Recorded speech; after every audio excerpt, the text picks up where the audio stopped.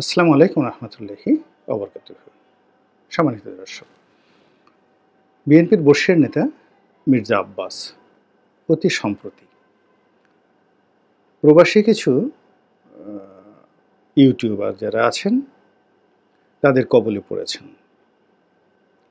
তো এই সকল ইউটিউবার মধ্যে দুই একজন তাকে খুব অশ্রাব্য, অশ্লীল এবং অকথ্য ভাষায় গালাগাল দিয়েছেন, এবং এগুলো যেন তেন গালাগাল নয়। সাধারণত আমাদের এই সমাজে খুব ইতর শ্রেণী আমরা যাদেরকে বলি, কাদেরকে বলি সেটা বলার দরকার নেই, মানে যারা আবর্জনাময় পরিবেশে বড় হয়, যাদের ক্ষুধা, দারিদ্র্য, অভাব এবং তাদের যে দৈনন্দিন জীবনে মানুষের মধ্যে যে স্বাভাবিক মানবিক সম্পর্ক থাকে, এই সম্পর্কের বাইরে বিভিন্ন পশু পাখি কুৎসিত, অশ্লীল এবং নোংরা পশু পাখি, তাদের মধ্যে যে অবাধ যৌনাচার হয়, এবং এ সকল পশু এবং পাখি যে সকল খাবার খায়, যেভাবে তারা দুর্গন্ধ ছড়ায় এবং যেভাবে পুরো পরিবেশকে নষ্ট করে, তো আমাদের সমাজের ইতর শ্রেণীর যে মানুষগুলো এই ধরনের পশু এবং পাখির সঙ্গে একত্রে বেড়ে ওঠে, এবং ওই সকল পশু এবং পাখির যে কর্মকাণ্ড, সেই কর্মকাণ্ড অর্থাৎ তাদের যৌনাচার, তাদের খাদ্য গ্রহণ, তাদের মলত্যাগ এবং নিজেদের মলমূত্রের মধ্যে আবার নিজেরা শুয়ে থাকে, এবং ওর মধ্যেই তারা তাদের জৈবিক কর্ম অর্থাৎ তাদের মধ্যে যে শারীরিক সম্পর্ক ওই পশু পাখির মধ্যে ওই কাজগুলো করে। এরকম নোংরা পশু এবং পাখি যা কিনা সকল ধর্মে স্পর্শ করা হারাম, খাওয়া হারাম, তাদের দেখা হারাম এবং তাদের কাছাকাছি যাওয়া হারাম। তো আমাদের এই সমাজে অনেক দেখবেন যে ইতর শ্রেণীর মানুষ রয়েছে সারা পৃথিবীতে যারা এই ধরনের পশু পাখিকে নিয়ে তারা বসবাস করে, এদের মাংস খায়, এদের লালন পালন করে, এদেরকে ঘরের মধ্যে রেখে ঘুমায়, এদেরা যেই জায়গাতে থাকে ওই জায়গাতেই তারা বসবাস করে। ফলে এই সকল পশু পাখির জীবন আর ওখানে বসবাসরত মানবরূপী ওই পশু পাখির চরিত্রধারী যারা লোকজন রয়েছে এদের জীবনের মধ্যে আসলে কোনো পার্থক্য নেই। তাদের গায়ের রং যেমনই হোক, চেহারা যেমনই হোক, গায়ে পোশাক থাকুক বা না থাকুক, তাদের যে কর্মকাণ্ড সেই কর্মকাণ্ডের সঙ্গে ওই পশু পাখির কর্মকাণ্ডের কোনো অমিল নেই। তো এই সকল জায়গাতে যদি আপনি যান, এখনও যান, দেখবেন যে অনবরত তারা খিস্তি খেওর করছে, গালাগাল দিচ্ছে, কথায় কথায় কাপড় উঁচু করে নিজের লজ্জাস্থান প্রতিপক্ষকে দেখাচ্ছে, তারপর রেগে তেড়ে আসছে, হাতের কাছে যা পাচ্ছে তা দিয়ে আক্রমণ করছে, এবং যতটা না আক্রমণ করছে তার চেয়ে বিকট বিশ্রী ভাষায় গালাগাল দিচ্ছে। তো এইরকম বিকট এবং বিশ্রী ভাষায় ওইরকম ইতশ্রেণীর মানুষ যারা রয়েছেন, এইরকম কিছু মানুষ এই ইউটিউব অর্থাৎ সামাজিক মাধ্যমে ইদানিংকালে চলে এসেছে। এদের মধ্যে বেশ কয়েকটি গ্রুপ রয়েছে যারা সরাসরি নিজেদের চেহারা দেখিয়ে গালাগাল দিচ্ছে, আর কিছু মানুষ আছে চেহারা না দেখে শুধুমাত্র এসে একটা ভিন্ন নাম ধরে, যেমন একজনের নাম দিল বন্য শালিক, এরকম একটা নাম দিয়ে ইচ্ছা মতো গালাগাল দিয়ে চলে গেল যাকে ইচ্ছা তাকে।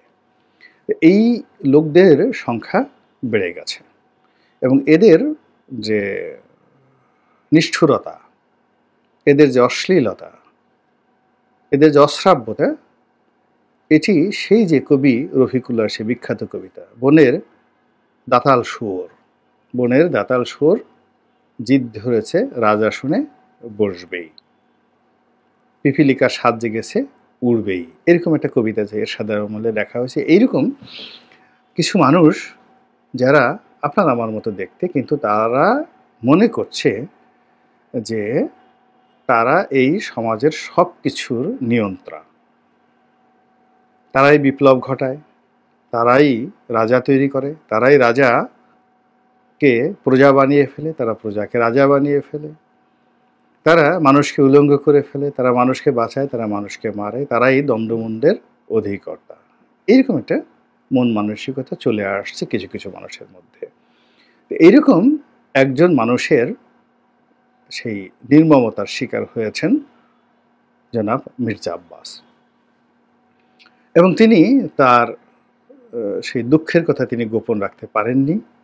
এর কারণ হলো, মানুষের যখন বয়স হয় তখন তার মধ্যে অভিমান জন্ম নেয়, ধৈর্য শক্তি কমে যায়। দ্বিতীয়ত, একটা নির্দিষ্ট বয়সের পর মানুষ সম্মান চায়। সারা জীবন কষ্ট করে, যৌবনে অনেক দুঃখ দুর্দশা ভোগ করা যায়, কিন্তু একটা নির্দিষ্ট বয়সের পর মানুষ সম্মান, মর্যাদা এবং স্বীকৃতি চায়।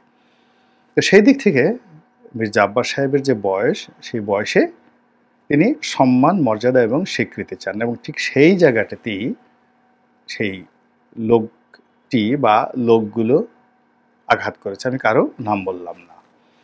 তো আঘাত করেছে, এবং যে আঘাত করলে মির্জা আব্বাসকে উতাল ফাতাল করে দেয়া যাবে, যে আঘাত করলে মির্জা আব্বাসকে অসুস্থ বানিয়ে দেয়া যাবে এবং তাকে রাজনীতি থেকে দূরে সরিয়ে দেয়া যাবে এবং তাকে রীতিমতো নিচে নামিয়ে আনা যাবে।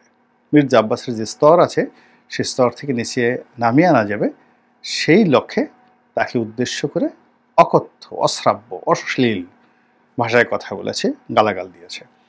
এখন গালাগালেরও কিন্তু একটা যাকে বলা হয় আর্ট আছে, একটা সুর আছে, তাল আছে, ছন্দ আছে, লয় আছে। অনেকে গালাগালি দেয়, কিন্তু শুনতে খুব ভালো লাগে।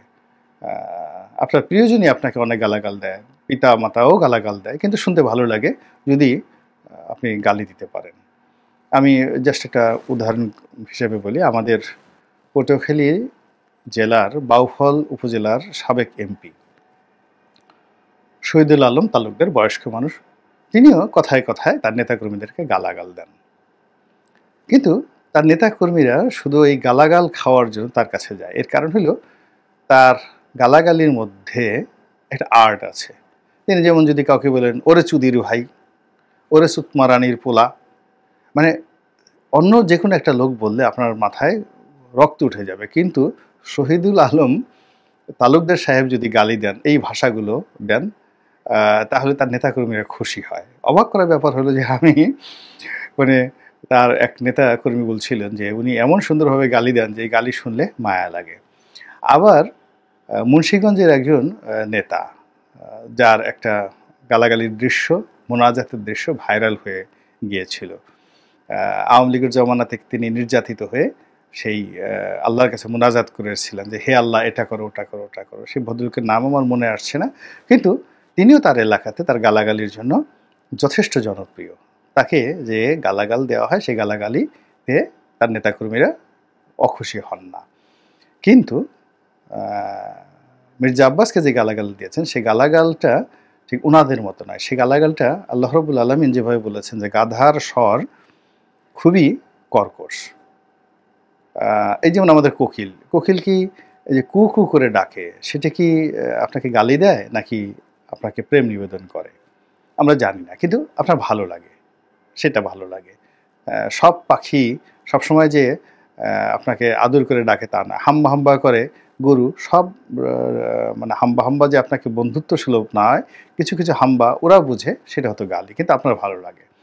কিন্তু সেই দিক থেকে গাধা, সে যদি আপনাকে বন্ধুও ডাকে, ফ্রেন্ড বলে ডাকে, বাবা বলেও ডাকে, তার কর্কশ স্বরের কারণে, বিশ্রী আওয়াজের কারণে আপনি তার সেই বন্ধুত্ব সুলভ বক্তব্য শুনতে চান না। এবং স্বয়ং আল্লাহ রাব্বুল আলামিনও বলেছেন গাধার স্বর খুবই কর্কশ।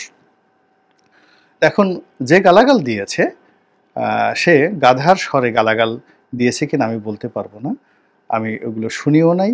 কিন্তু আমি মির্জা আব্বাস সাহেবের কথা শুনেছি। মির্জা আব্বাস তাদেরকে বলেছেন যে শুদ্ধ ভাষায় বলেছেন। আমরা যেমন সাধারণ ভাষায় বলি শুয়োর, তিনি শুয়োর না বলে শুকর বলেছেন।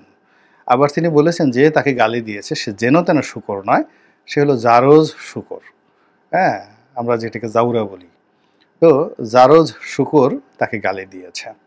তারপর তিনি বলেছেন যে এই যে তাকে যে গালি দিয়েছে এটার কোনো উদ্দেশ্য নেই। উদ্দেশ্যটা হলো যে মির্জা আব্বাসকে গালি দিয়ে সে কিছু ভিউ পাবে, তার ভিডিওটা ভাইরাল হবে এবং বিনিময়ে তিনি কিছু টাকা পাবেন। তো কাজেই টাকার জন্য যদি কাউকে ছোট করা হয়, টাকার জন্য যদি কাউকে গালি দিতে হয়, তাহলে তিনি বলেছেন যে আমার কাছে তোমরা আসো, চাও, আমার কাছে, আমার তো নিজে আমি সামর্থ্যবান, আমি তোমাদেরকে টাকা দেব, কিন্তু গালাগালি বন্ধ করো। তিনি আরও বলেছেন যে অন্যান্য যারা আছেন তাদেরকে তোমরা গালি দাও, তারা আমার মতো হয়তো সামর্থ্যবান না, তারা দরকার হলে অন্যের কাছ থেকে চাঁদা এনে, সাহায্য এনে, ভিক্ষা করে হলে তোমাদেরকে টাকা দেবে, কিন্তু তোমরা যেভাবে গালি দিয়ে নিজেরা শূকর হয়ে যাচ্ছ, শুধু যেন তেন শূকর নয়, জারজ শূকরের মতো তোমাদের সব কিছু হয়ে যাচ্ছে। তো কাজেই তোমরা এই কাজটি করো না, এই কাজটি করো না। তিনি খুব বিনয়ের সঙ্গে ধীর স্থির বেদনাহত মন নিয়ে যেভাবে কথা বলেছেন, মির্জা আব্বাসের মতো একজন পোড় খাওয়া রাজনীতিবিদ, তার এই যে অসহায়ত্ব এবং তিনি যেভাবে একজন গলাবাজ, একজন গালিগালাজ প্রদানকারী, ওনার ভাষায় জারজ শূকর, তার দ্বারা যেভাবে তিনি নির্যাতিত এবং নিপীড়িত হয়ে যে আকুতি জানিয়েছেন, এটি বাংলাদেশের রাজনীতির জন্য একটা ব্যাড সিগন্যাল। এই ব্যাড সিগন্যালের কবলে পড়ে আগামীতে অনেকেই রাজনীতির প্রতি খেই হারিয়ে ফেলবেন, অনেকে রাজনীতি থেকে অবসর নেবেন। এর কারণে গালিগালাজ খুব ইফেক্টিভ একটা বিষয়। এবং খোঁজ নিয়ে দেখেন যে যারা গালাগাল করছে তারা হঠাৎ করে এই যে গালাগাল যে তারা শুরু করেছে, এটা তো আগে করতো না। আপনি ধরেন সেফায়েতুল্লাহ সেফু, তো সেফায়েতুল্লাহ সেফুদা তিনি গালাগাল করেন, তো তার গালাগালির মধ্যে একটা আর্ট আছে। তিনি জোরে বলেন না, আবার আস্তেও বলেন না, কিন্তু ধীর স্থিরভাবে তিনি যে গালাগাল দেন, অনেক অশ্লীল, অনেক অশ্রাব্য, কিন্তু শুনতে আপনার অত খারাপ লাগবে না, অত খারাপ লাগবে না, এমনকি যাকে গালি দেওয়া হয় তারও খুব বেশি খারাপ লাগবে না। কিন্তু এই যে সমস্ত লোকজন গর্ধপের স্বর নিয়ে গালাগাল দিচ্ছে, যদি তার স্ত্রী এই গালাগাল শুনে, স্ত্রীর যদি ন্যূনতম বোধ থাকে, স্ত্রী তালাক দিয়ে চলে যাবে। যদি তার বাবা মা শুনে এই গালাগাল, তাহলে তার বাবা মা বলবে যে এটাকে তো আমি এইভাবে জন্ম দেইনি, এ জন্ম হলো কী করে? বা তার মা চিন্তা করবে যখন গর্ভে ছিল আমি তো এরকম কোনো গালাগাল শুনিনি, এরকম খুব যাকে বলে একটা বিশ্রী অবস্থা। তো এই যে গালাগালের যে সংস্কৃতি, এটার পিছনে অর্থযোগ আছে। আর যে অর্থযোগ আছে, সেই অর্থযোগ যে কেবলমাত্র ইউটিউব থেকে বা ফেসবুক থেকে আসে তা নয়, এর পিছনে বিনিয়োগ আছে, বিরাজনীতিকরণের বিনিয়োগ আছে। আর এই বিরাজনীতিকরণের বিনিয়োগটা, এটা যে সফল হয়েছে তার বাস্তব প্রমাণ মির্জা আব্বাস সাহেবের এই আকুতি। আল্লাহ আমাদের সবাইকে হেদায়েত দান করুন এবং হেফাজত করুন। আসসালামু আলাইকুম রহমতুল্লাহি ওয়া বারাকাতুহু।